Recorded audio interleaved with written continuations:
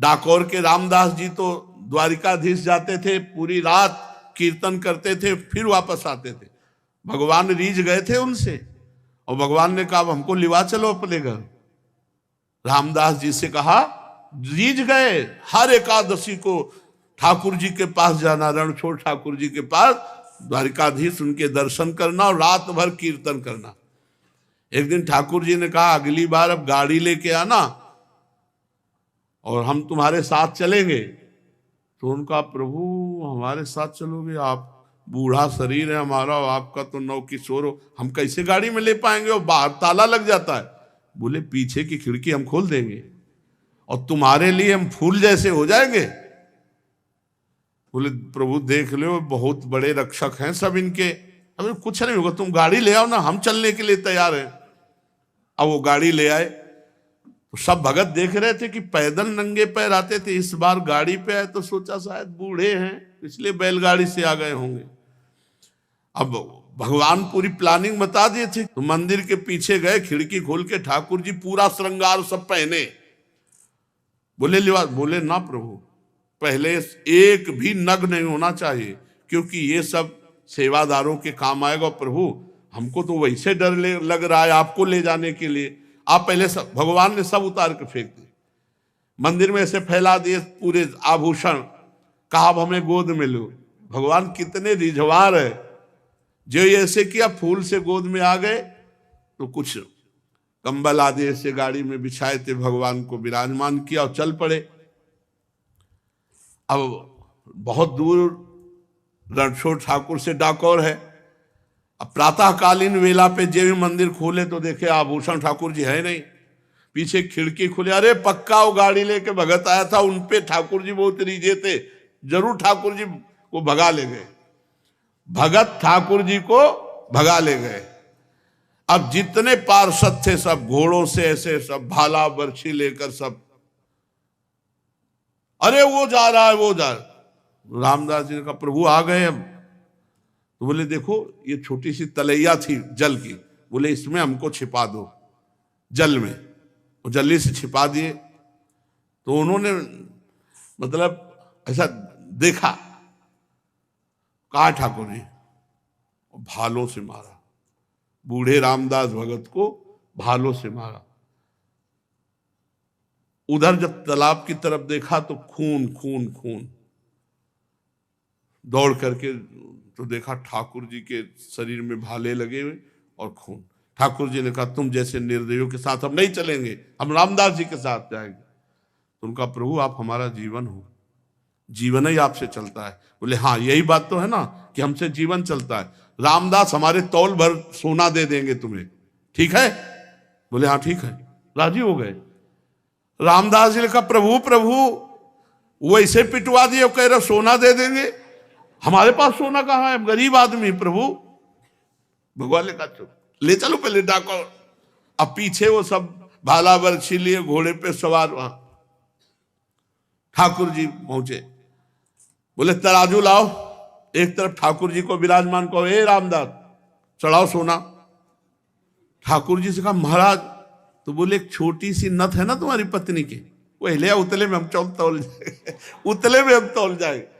एक छोटी सी नथ, छोटी सी पतली बारी, उतना ही था। भगवान को सब पता है, जो ही धरे सो भगवान टंग गए। वो बोले देखो ऐसे सोना तो ज्यादा है, पर ले जाओ तो।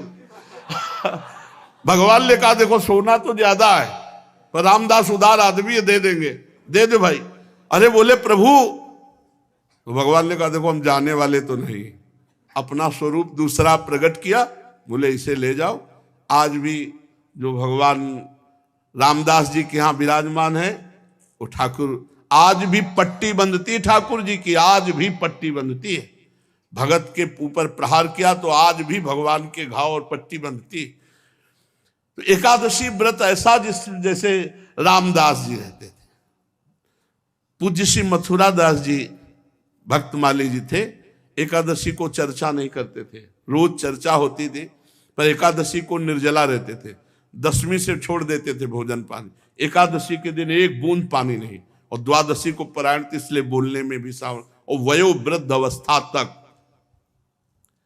नंद बाबा एकादशी कार्तिक शुक्ल पक्ष की थी। भगवान की पूजा की, रात भर कीर्तन किया और द्वादशी को स्नान करने के लिए यमुना जल में प्रवेश किया। स्नान ब्रह्म मुहूर्त में किया जाता है धारा जी में 4 बजे, ये नहीं कि 2 बजे 1 बजे, धारा में नहीं स्नान। तो ये असुर बेला कही जाती है। यमुना जल में प्रवेश कर गए, उस समय कोई घड़ी तो थी नहीं। रात में कीर्तन किया और लगा कि प्रातःकाल हो गया क्या, तो यमुना जी में स्नान। तो वरुण जी के सेवक उठा ले गए, नंद बाबा को पकड़ ले गए। अब सारे ब्रज में हल्ला मच गया, नंद बाबा खो गए। अब पूरे ब्रज के गोप सब श्री कृष्ण से कहा कि पता नहीं कहां नंद बाबा गायब हो गए, तुम ही अपने पिता को ला सकते हो। हे श्री कृष्ण, तुम्हारे ऊपर ही हमारा विश्वास भरोसा। सब रोने लगे। भगवान ने कहा रो मत, रोना पीटना बंद करो, नंद बाबा खोए नहीं है, मैं देख रहा हूं। वरुण का सेवक ले गया, अभी मैं लाता हूं। भगवान वरुण लोक पहुंचे। भगवान अंतरिंद्रिय और बहिरिंद्रियों के प्रवर्तक श्री कृष्ण जे ही वरुण देवता ने देखा, सारे जगत के अधीश्वर पधारे, साष्टांग दंडवत। नंद बाबा ने देखा इनके गण तो हमको पकड़ के लाए, तो हमारे कन्हैया की इनका स्वामी साष्टांग दंडवत मारा है। वरुण देवता जे ही देखा भगवान आए, उतर कर साष्टांग दंडवत। अब वरुण देवता भगवान की बड़ी पूजा विस्तार से मंत्रों के द्वारा भगवान, नंद बाबा खड़े खड़े आनंदित हो रहे कि यार मेरे लाला का तो बड़ा नक्शा है। ये वरुण देवता इतनी लंबी दंडवत मार कर बड़ी पूजा विस्तार कर रहा है। वरुण जी ने कहा प्रभु, अद्य में निवृतो देहोद्यैर्वार्थोऽधिगतः प्रभु, त्वत्पादां भाजो भगवन् नवापुः पारमध्वनः। नमस्तुभ्यं भगवते ब्रह्मणे परमात्मने, न यत्र सूर्यते माया लोक सृष्टि विकल्पना। प्रभु आपकी जय हो, आज मेरा वरुण शरीर धारण करना सफल हो गया।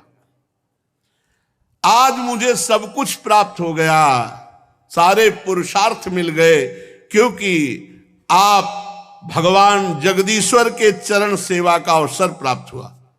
नंद बाबा कि हम तो समझते थे भगवान नारायण है, मेरा कन्हैया भी भगवान है। यही तो अब बाबा की और छाती फूल रही, अरे मेरा लाला भगवान है। प्रभु आपके चरण कमलों की सेवा का सुअवसर मिला, हम तो भवसागर से पार हो गए। आप भक्तों के भगवान, वेदांतियों के ब्रह्म और योगियों के परमात्मा हैं। प्रभु आपके स्वरूप में विभिन्न लोकों की सृष्टियों की कल्पना करने वाली माया नहीं है, ऐसा श्रुति कहती है। हे श्री कृष्ण, मैं आपको नमस्कार करता हूं, बार बार दंडवत। प्रभु क्षमा करना, है मेरा सेवक अज्ञानी था जो नंद बाबा को अनजाने में ले आया, ये अपने कर्तव्य को नहीं जानता। प्रभु ये आपके पिताजी हैं, आप ले जाओ और मुझे क्षमा करो। वरुण जी, वरुण कान पकड़ रहे, स्तुति कर रहे हैं, बार बार दंडवत कर रहे हैं, क्षमा मांग। गोविंद, मैं नहीं जानता था कि आपके ये पिता हैं, आप बड़ा प्रेम भाव रखते हो, मुझे क्षमा कर दीजिए। प्रभु सेवक से गलती हो गई, नाथ क्षमा कर दीजिए, और मैं सदैव आपका दास हूं। हे श्री कृष्ण, जब कभी कोई भी आज्ञा। बार बार वरुण जी महाराज दंडवत। वरुण जी ने बड़ी स्तुति प्रार्थना की। भगवान श्री कृष्ण ब्रह्मादि ईश्वरों के भी ईश्वर हैं। फिर लोकपाल वरुण ने भगवान की 4 परिक्रमा की, दंडवत की, बार बार क्षमा याचना की। नंद बाबा बड़े आश्चर्य में, नंद बाबा को लिया ब्रज में आए। अब सुबह बैठक बुलवाई गई। नंद बाबा भाई, नंद बाबा ने कहा कि मैंने देखा वरुण जी बार बार दंडवत, पूरी साष्टांग दंडवत मार रहे थे और कह रहे थे इंद्रियातीत ऐश्वर्य योगीश्वर योगींद्र भगवान परमात्मा। कन्हैया को कह रहे थे, बार बार कान पकड़ रहे थे, झुक झुक कर प्रणाम कर रहे थे। अरे बड़ा आश्चर्य में बात, मेरा कन्हैया भगवान निकला। हम तो समझते थे भगवान नारायण की कृपा है, अरे इसीलिए गिरिराज गोवर्धन उठा। भगवान के प्रेमी गोप सुन करके बड़े आश्चर्य में हो गए, ये कन्हैया भगवान है, हमारा सखा भगवान है। बड़ी उत्सुकता हुई। नंद बाबा के पास से जब हटे गौएं चराने गए ब्रह्म हृदय, तो सब सखा ने कहा, ए भगवान सुनो, तुम भगवान हो। भगवान ने कहा भगवान थे। कन्हैया ने कहा भगवान थे, तुम बैकुंठ के नाथ भगवान हो, तो हमें बैकुंठ दिखाओ अगर भगवान हो। हमारे साथ खेलता है, हमारे साथ भगवान कहां से हो सकता है, दिखा हमें बैकुंठ दिखा, जिसमें केवल महान सिद्ध प्रेमी भक्त ही प्रवेश पा सकते हैं। ऐसे वैकुंठ दर्शन की जो मायातीत स्वधाम है, भगवान अपने गोप सखाओं की अभिलाषा पूर्ण करने के लिए तत्काल कहा, इस ब्रह्म हृदय में स्नान कराओ, जहां क्रूर जी को स्नान, जो ही डुबकी मारी सो पहुंच गए वैकुंठ। जय विजय नंद सुनंद भगवान की दिव्य पार्षद, दिव्य अस्त्र भगवान, और बड़े ऊंचे सिंहासन पे भगवान विराजमान है। सखाओं को जय विजय, रुको, सर्वलोक महेश्वर अनंत ब्रह्मांड अधीश्वर, ऐसे भगवान के साथ झुक के चलो। दूर से बोले हमें नहीं चाहिए वैकुंठ, इतने ऊंचे में वो बैठा है और यहाँ सब हमको दबका रहे, हमारा कन्हैया ही जिससे हम खेलते, हमें वैकुंठ भूल कर वैकुंठ नहीं चाहिए। सोई ऐसे उछरे। भगवान ने कहा, बोले कन्हैया एक बात मांगू, तू मेरा नित्य सखा है, मेरा प्राण, तू मुझे कभी वैकुंठ मत भेजना। मुझे जहां इतनी दूरी हो और जहां ऐसा शासन हो, मुझे वो अपना कन्हैया प्यारा लगता है, जिसके साथ मैं खेलता हूं, जिसके साथ मैं खाता हूं, जिसके साथ विभिन्न प्रकार की क्रीड़ाएं करता हूं। ब्रजवासियों को वैकुंठ फीका लगा।